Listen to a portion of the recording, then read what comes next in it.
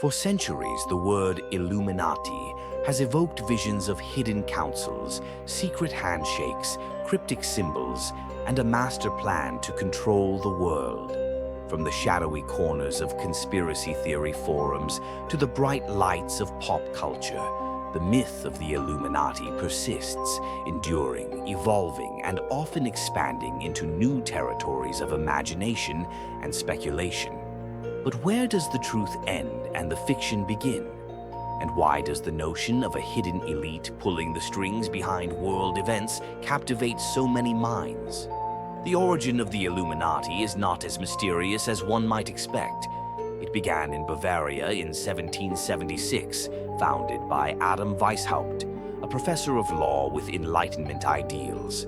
His vision was to create a group that would promote reason, secularism, and liberty, values that were often in direct conflict with the dogmatic control of the Catholic Church and the monarchy. This group, originally called the Order of the Illuminati, was inspired by the Freemasons but sought to go further in creating a society guided by intellectual freedom and moral improvement.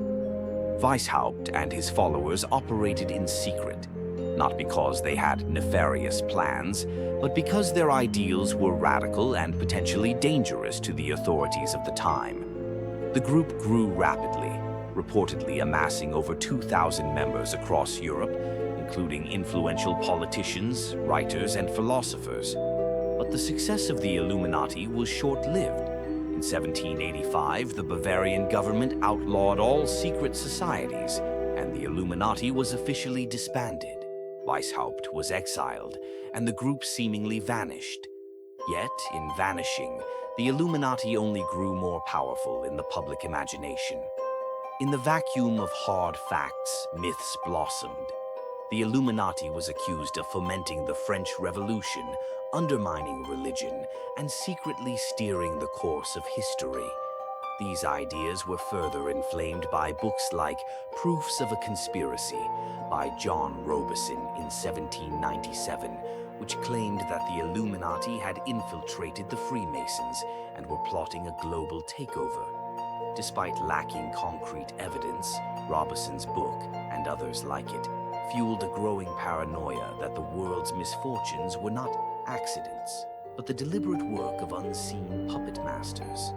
By the 20th century, the Illuminati had become a convenient shorthand for the concept of secret elite control.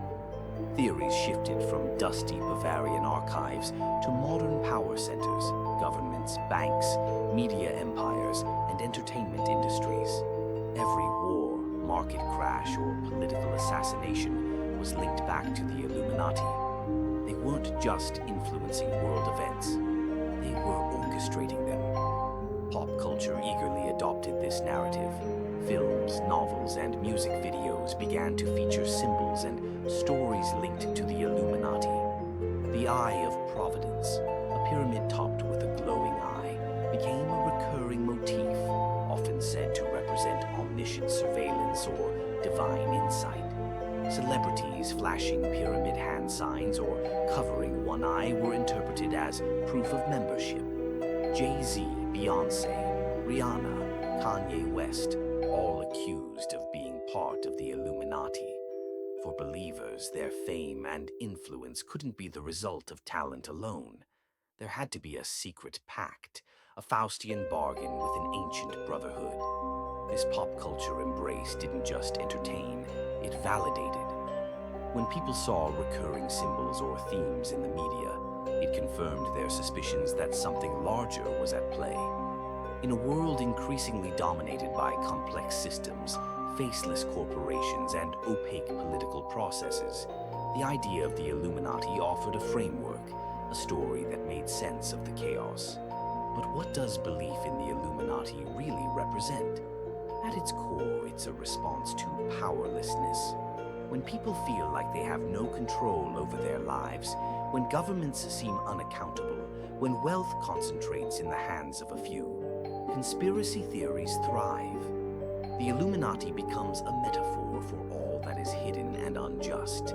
It embodies the fear that our lives are not our own, that forces beyond our comprehension dictate our destinies. Skeptics argue, of course, that the Illuminati is nothing more than a myth, a self-perpetuating story that thrives in the age of information overload. They point out that the original Illuminati was short-lived and never had the reach it's now credited with. They argue that the supposed signs and symbols are either coincidental or deliberately placed by artists and creators who enjoy toying with the mythos. After all, nothing generates buzz like a good conspiracy. Yet, dismissing the Illuminati entirely misses the point. Whether real or imagined, the belief in such a group reveals something important about human psychology and society. It shows our deep desire to find patterns, to assign meaning, and to uncover truth, especially in a world that often feels random and unfair. It reflects our unease with power that is concentrated, secretive, and unaccountable. Even today, new versions of the Illuminati myth continue to evolve. Online communities swap theories, decode symbols, and expose alleged members.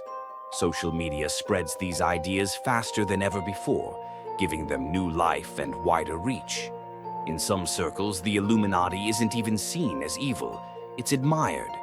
A symbol of elite power, of knowing the truth, of being above the masses. So, does the Illuminati still exist?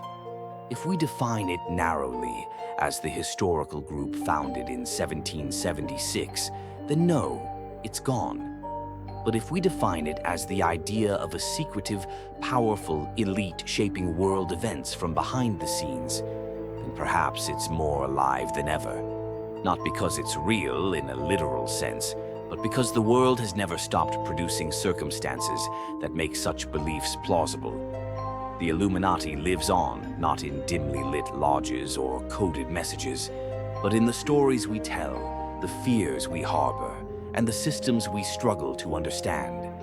It's a mirror reflecting our distrust, our wonder, and our relentless need to believe that someone, somewhere must be in control.